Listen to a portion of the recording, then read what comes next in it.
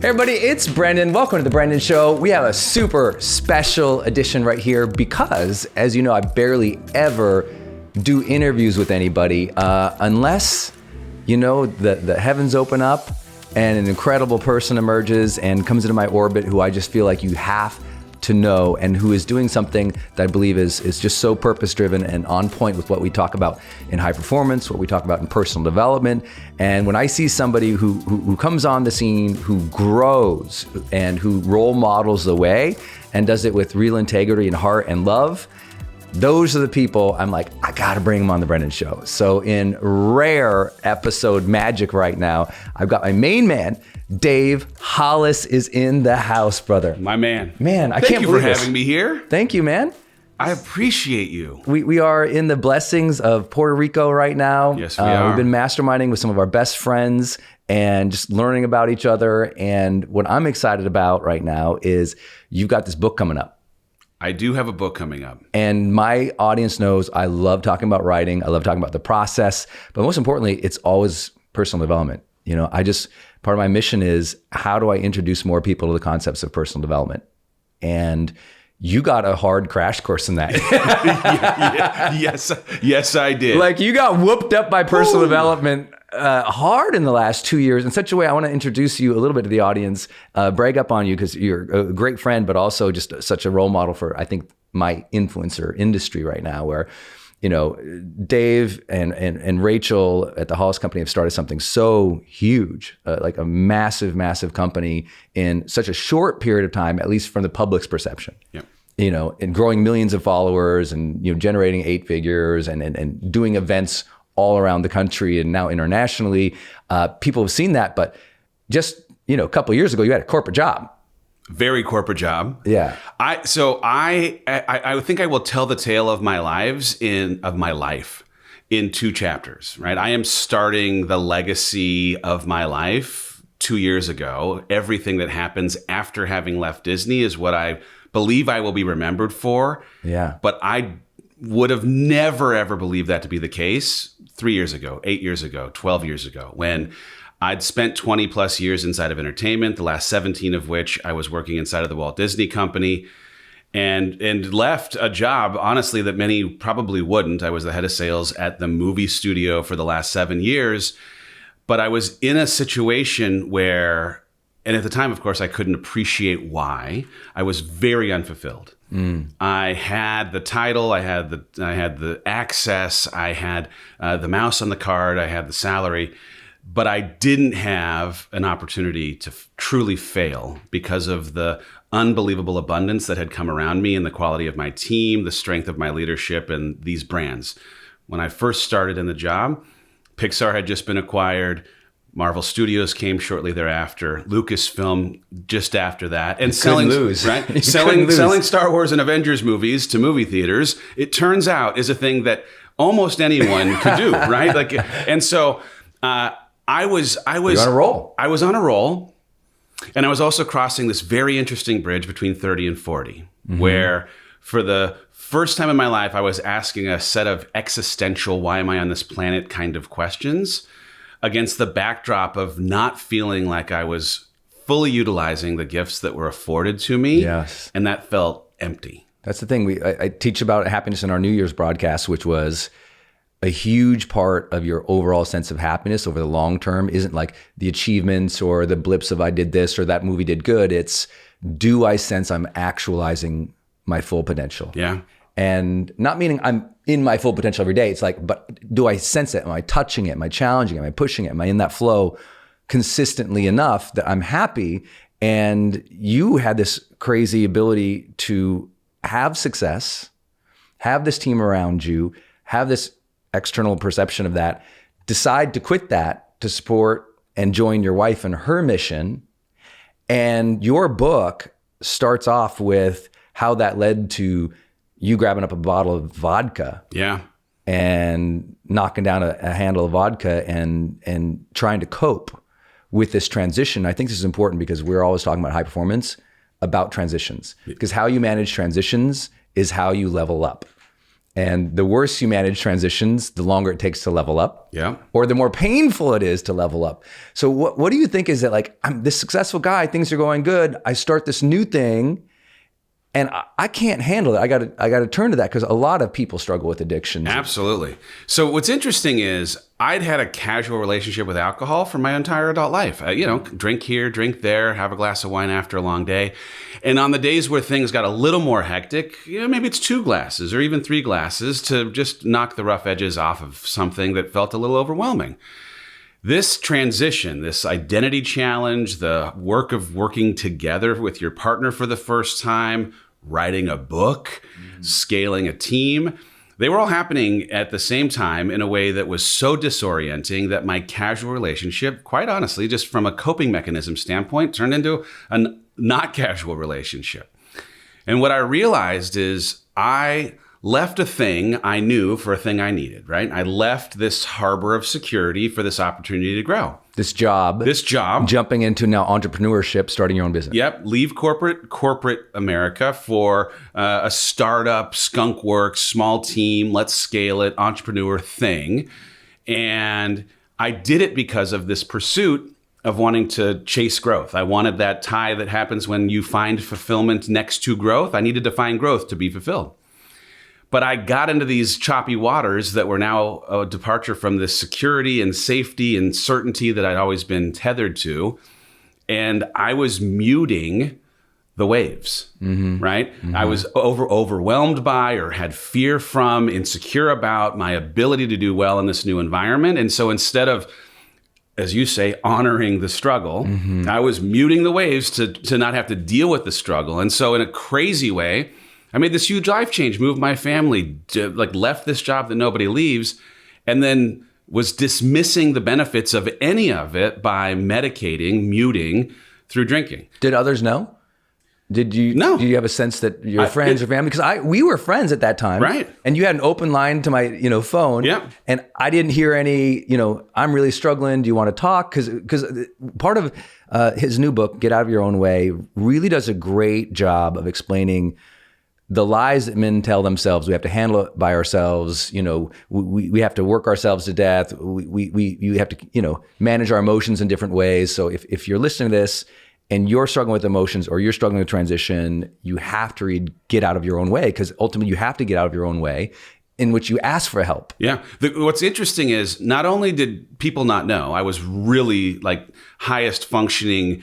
I don't want to say that I was alcoholic, but dang it, if there's a place that's really close to that, I was so close. Sure. And I was so good at managing the optics of it not being a problem, and it didn't end up affecting a performance. Was that a Disney executive veneer you had developed? Oh, absolutely. Or do you feel like that was something from earlier when you were a kid and you just learned, hey, don't be the kid who's out of control? All of the above. It was. I grew up in a world where managing expectations and curating the feed of your life was a part of how I was raised, and then found myself in a job that took and really, let those things that had been part of my upbringing now come to life as a part of my responsibility at work. Yeah. I was the contact for the press, spinning the movies that did well. Didn't take as much spinning, but the movies that didn't do well, it was my job to convince the press that they did great. Thank you very much. And I took some of that professional competency and applied it to my personal experience and trying to convince people that everything was fine. Don't worry about it. Trust me. What's interesting about any negative coping mechanism, there is no local anesthetic, right? If you decide to drink or take pills or binge eat or turn to sex, whatever it might be, the way that you are coping may in fact mute some of the pain, but it will in fact also mute the joy. Mm-hmm. It will guarantee an inability for you to achieve the growth. And it took me some time to get to the point of appreciating that, because at the time, I was like, this is just what I need to do to get through this, because, man, it feels overwhelming. This is what I need to get through this because I have doubt. So but I wasn't getting through it. I was staying stuck in that same station that I thought I'd left. And it wasn't until Rachel and I had some very hard and direct conversations about the trajectory of our life that I was able to think differently about introducing new, more positive coping mechanisms. I traded drinking for running, and I've run a lot. You run some miles. The triggers still exist. It's not like, right? It's not like the triggers go away. Yeah. But I've run 900 miles since I stopped drinking about a year ago. I'm like, it's a thing. You've also developed, I'd love to hear about that conversation. Like we had this tough conversation. Was that sort of a conversation in the context of vision? Like, hey, babe, this is where, like, does she sit you down and say, we're trying to go here. You know we're trying to go here. Let's get our act together. Was it more of a disclosure on your part and like, I'm trying, were you asking for help? Like how did that manifest? I had the gift of leverage, but negative leverage, right? Some people can paint a beautiful picture of what's possible when they take control of their life, when they get out of their own way. Man, I really am motivated, fortunately or unfortunately, by what would happen if I were to maintain the status quo? Mm-hmm. What is the life I could have led? What is the regret that I might end up with at the end of my life? And so we sat down and had a conversation, whereas she at the time was really reaching into personal development. She had struggled with some anxiety. She had her own negative coping mechanisms. She was on a mission to apply a salve to the things that were getting in her own way, and personal development was providing the tool set that allowed her to continue to grow and evolve. Mm. And I, as a skeptic, my entire life of these tools being things that help whole people, I thought they were just for broken people, and I never wanted to confess any brokenness. I was resistant to the things that she was applying to her own life. And so she is growing while I have convinced myself that I'm staying put. Truly, I'm sinking. And this now divergent path of our trajectories is getting wider every single day. Mm. And so we have this very hard conversation where she says, look, growth is one of the, if not the most important commodity of my life.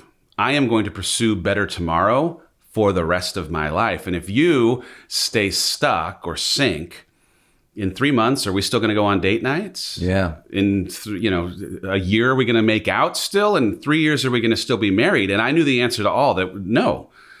And in the recognition of our being on the beginnings of a path of irreconcilable differences, a term that truly I had thrown away as like a lazy person's excuse for why they're not married anymore. Right. No. It's real. It's real. We're coming to a head. It is real. Yep. And we were at the beginning of this divergent path where we just didn't know each other anymore, and the relationship had nothing to connect to. And now you're working together full time, because I think that's so important for people to hear. It's like these things don't just happen in a relationship because people get tired of each other. It's new stressors. Like it was like now you're building this huge business together. You guys are on a hiring spree. You're a public figure now. You're on Instagram Live now. You're managing a team that's related to your spouse. Like my audience, I shared this because they saw Denise and I go through Transformation Week and what it was like to work together and what we felt about moving to Puerto Rico and all these things. It's super hard. Oh, yeah. And you have those stressors and all of a sudden, oh, wow, we needed to grow in a different way. What most people think is we need to communicate in a different way. I'm like, oh, communicating in a different way. That's like below foundation. Yeah. No, you need to grow in a new way. And that's what I love about what you guys did is like you grew in a new way. You challenged each other in a new way. You were more vulnerable in a new way, but you kind of got some new habits too. What you mentioned running. What other new habits do you think helped you pull through? Yeah, well, let's be clear. I mean, like when we first, this is even before moving, before working together, I didn't have a morning routine. I mean, I can own the fact that she's reading High Performance Habits and talking about all this stuff that she's doing to like truly make her life better, getting up at 5 a.m., having all of the things that she was doing. I was rolling over, grunting and like kind of begrudging her for getting up as early as she was. And I realized there is a tie between people who actually create the kind of routines in the morning to start their day in the way that they want and set themselves up for success. Structured excellence helps live excellent, right? But it's why? Like this is. I write the book through the lens of a skeptic, someone who is more fixed mindset oriented and has struggled with motivational challenge. My wife is the opposite on all three frames, right? She is, right? She's been a believer from day one. She's been growth mindset since birth. And she's got an internal motivation combustion engine running inside of her at all times, right? But my habits are a product of my wiring now. Like I know I need to engineer motivation. Well, how do I do that? Okay. Yeah. I have to do engineer momentum. I have to do the same things every single day because I'm building on yesterday when I get up this morning to do the thing that I did yesterday. And it's now I get up and I have a meditation prayer moment. I have a gratitude practice, write a little bit inside of a journal, get out into the gym, move my body. But I am so regimented and routined. The running piece truly was, I need to substitute the bad coping mechanism when I am triggered. Mm-hmm. And so if I am committing to, I'm not going to drink, I still am going to have stress. I'm still going to have fear or anxiety. There'll be days when I have imposter syndrome. Okay, when those days show up, grab your shoes instead of the bottle. Yeah. And so I started running, and it has been a cathartic, therapeutic kind of experience. And also, I've pushed myself to run way further than I ever thought that I could. You got a marathon. I got a marathon in 10 days, right? Woo! But in having pushed myself further physically, it's also trained my mind, my brain. I am emotionally and mentally stronger for having pushed myself further physically. Because even sometimes literally putting the shoes on and hitting the first block is the hardest effort. It's an act of mental. It's an act of, no, we're going to do this now. I think that's amazing. Yeah. One of my favorite parts of Get Out of Your Own Way was just that chapter title of, everyone's thinking about me and what I'm doing. And for those who've not yet read it, make sure you get a copy of Get Out of Your Own Way by Dave Hollis. It's unbelievable. But this chapter got me thinking, it's like, wow, we all perceive and think that all these people are thinking about us, but of course they're just going about their own daily lives. And yet now Dave Hollis is a public figure with one of the rising stars of the entire influencer industry. Someone very quickly becoming, a leader in the space in so many ways. What's it like being the husband of Rachel Hollis? It's amazing. First, it's amazing. The pride that I have for the work that my wife does is not even, I can't put it into words. So it's, number one, it's amazing. It's also, because we're doing this work together, been the best 2 years of our marriage and absolutely 100% the hardest 2 years of our marriage. Doing this work, anyone who is listening who works with their partner can appreciate that it is hard to do anything with your partner professionally. I'm raising both hands if you can't see me. We're on podcast. It's real. And the headline is, right, it's hard because of ego, right? We, as individuals, we have them and they get in the way sometimes of each other. We are both strong people. We're both achievers. We both want to have as much impact as possible. But I, in my wiring, her in her wiring, we are wildly different. Now, the good news is we've found a way to pair the differences. I am the more practical, pragmatic operator to her visionary creative. And, in that, we have something, I think, that is part of what's propelling the company forward. But lane definition, role separation, that's stuff that you think will come easier at the beginning, and it doesn't. You have to kind of stumble quite a bit. We had to really embrace, in a way that a more codependent version of our younger selves would have bristled at, and did bristle at the beginning, the idea of radical candor, of this. Kim Scott's got a book of the same title, but this idea that when things come up in our working relationship, the work that we're doing is too important, the responsibility we have to our team is too important, our interest in coming back home and showing up well for our 4 kids, which is 1,000 kids, is important. That we have to, in real time, confront each other with hard, difficult, truthful conversations, even though they make us uncomfortable, so that they don't fester. And serve each other. Because, like you said, it's one of the challenges of working with somebody you love that I discovered was, like you said, ego is involved, but also so much involved is love and caring. You're working together, and it's frustrating because you're like, oh, I want you to be happy. I care for you. I love for you. I want you to enjoy this process. I want this to be part of you. So it's part of yes, what we want to individually accomplish, but also the trick there is you want the other person to individually be happy and accomplish and achieve and feel fulfilled. And sometimes we get in the way of that. For sure. And sometimes they're in the way of it and we can see it and we want to coach them. And oh my gosh, if you bring up that piece of feedback to the spouse or the partner, oh, be careful trying to coach the person you love. And those things come to play. By the way, like the thing that has probably become a point of friction in our personal relationship more often than not is the words that come out of her mouth. I have an idea, right? So she's just started the sentence, okay? And my practical mind starts, instead of listening to the what, contemplating the how. Right. And personally contemplating that. Like, how do I do that? How do I do that? How do I operationalize the team to do that? Is there risk in doing this? Is there room? Is there room? What would it mean to you, Rachel, for how much energy you'd have to expend, right? Instead of listening to the what, which is her gift. I mean, man, she can have the greatest what idea.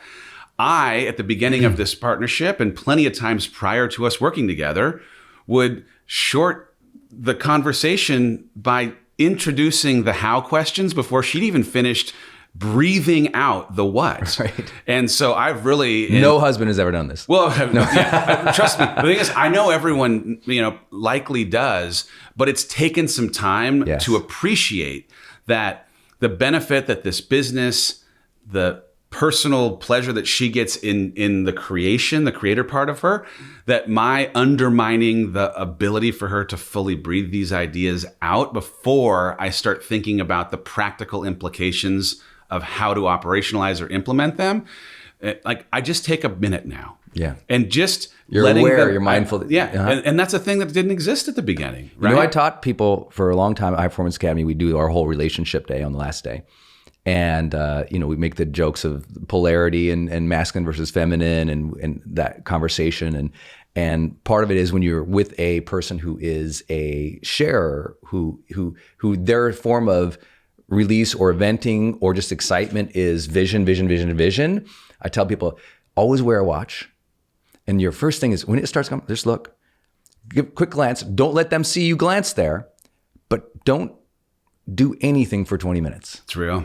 Because you know what? Everyone runs, if they're coming home and they had a bad day, that venting will be out in 20 minutes. Yep. Someone comes home with a big idea. Let them share it. Let them live it uninterrupted for 20 minutes. And I've saved marriages this way. It's such good advice. It's unbelievable. It's such easy advice. I do it. Literally, like the only way I wear a watch. That's it. I wear a watch for my wife, Denise, because I love her so much. I hate wearing a watch. But she starts going, oh, look, she'll never see me do it. But I just allow that space, and everyone runs out of gas after 20 minutes, and they feel so good. You heard, you listened, you were there, and then you can contemplate, further discussion. But I want to ask the question in a little bit different way, because to me that chapter is so critical. And again, his book is Get Out of Your Own Way, and he talks about all these different lies that he believed that prevented him from success. And I think this is also a huge book for women to get their partner, their spouse. Or to understand, either get it as a gift or to understand how men think, and we get in our own way in so many ways that hurt our relationships or our careers or our health.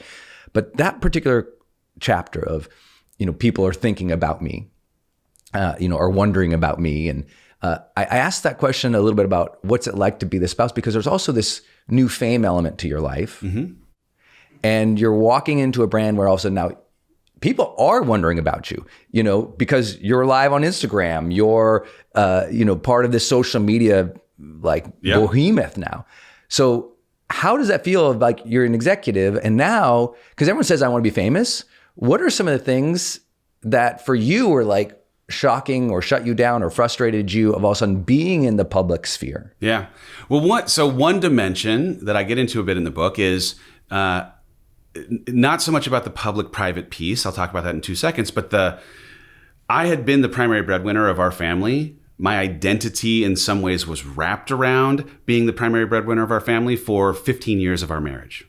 We've only been married for 15 years, 14 years of our marriage. Okay. And so for me to have had that as a part of who I was for her, I'd assigned value to it in some twisted ways. I'd made part of the reason why she loved me connected to the fact that I believe she needed me, which was never, ever actually the case. I can see that very, very clearly now. But when she had a year after I'd left the Walt Disney Company and she had a year where she sold about 3 million books, the way that she and the value that she'd created was affording opportunity to our family and to the ability to scale our team. Just my previous contribution was dwarfed, and it really messed with my who am I in this relationship? Now that I am not needed, will she still want me? That was a very, very interesting thing to have to process and required a lot of conversation to even understand, where does that weird insecurity even come from? Because there was nothing there. There was no there, and yet it was still something that really messed with me. So, well, and because you're just at the public side of that, it's the two of you on camera.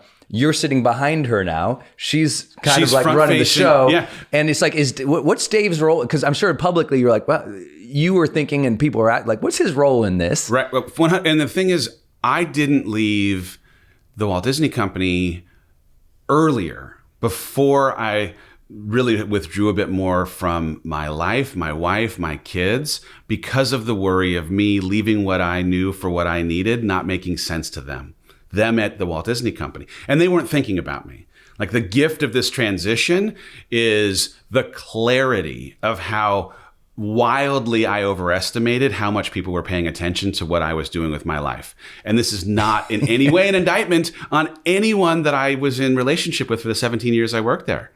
They are, like I am, like you are, human. And as humans, we are primarily interested in ourselves. The number of people listening right now who left a job and discovered 2 weeks later that none of their coworkers were asking about them, right? Have felt that crushing reality of like, oh, that company's going on. Everyone's good. No one's thinking about me. And I'm lonely out here now, or left behind or not thought of. I've coached a lot of CEOs of Fortune 100 companies who've exited and found themselves with a huge golden parachute and, are living in some, amazing place. And they're calling me and going, I cannot believe that no one cares. Yeah, it's bananas and in a great way, as much as, man, it stung a little bit at first when I'd concocted a conspiracy theory that they were all given direction to not, reach out. Sure. Which is so... We do. We have to justify. Why don't people care about me? My self-worth, identity, everything else, had to have there be a reason other than they just forgot. Right. They lost the number. Right. But it was a gift. Because in the freedom of appreciating, nope, they're not thinking about you, you're freer to go and do it almost anything. I will say, when I was leaving the company, because of my, the vanity of me leaving for something that made more sense to other people, this company that my wife had founded and for 15 years grew, I asked that she make me the CEO of. So it was important for me to have a title that made sense to people that were not actually paying attention. And in asking my wife, I asked her, hey, I know you've invested a decade and a half of sweat equity and hard work in building something that is at this tipping point that affords us now this chance to go do the work together. Can I be the CEO? And she said yes, because I think in part she knew it was something that I needed at the time. But I have subsequently taken the COO role, have her resume her role as CEO, because of the benefit of what time has afforded me and how ridiculous truly it was to have assigned value to that title as a thing that would affirm me in the eyes of people who are not even watching me. But when people are in transition, one of the most we teach this in coaching, but one of the most obvious and first moves when people are in transition is they grasp at position. Yeah. Because position is identity. And so when I'm transitioning, and anyone transitioning anything, if you're moving to a new place, you start a new company, the first thing people grab is like, what's my position in this community? And we want a label for that because the label is the security. Yeah. And yet I always tell people in that transition, don't grab that label too quick, because transition now is freedom. And so we have to reframe it a little bit. Oh, I'm free to shape and craft. And so I just want to let you know, it's completely obvious and expected and good that you would do that, because that's just human identity trying to grasp onto something. But also, I really respect the fact that you kind of step back and go, this is this was here before me now, and maybe we play different roles than I thought. Well, it's important too. We're building something that right now certainly has more influence in a broader population of women, and so for them to see, and frankly, for my 3-year-old daughter to see, brother, a CEO who is also, by the way, and just a crazy great business operator as the leader, who is a woman, is important today. Huge. Or any day. I love it. So, what's one of the lies in the book that you feel like people just have to read for their own personal development? Because you have so many, and I love the book because you feel like you're growing along with Dave Hollis. He's on a journey, you're experiencing it. But I love personal development, as my audience knows, in such a tactical way of like, here's your list of 5 things you should know or do. And the list of lies, you do a great job of like manifesting a action points or something like that. What do you think someone's a lie that they need to know and an action that they could do to really start changing? Yeah, well, I mean,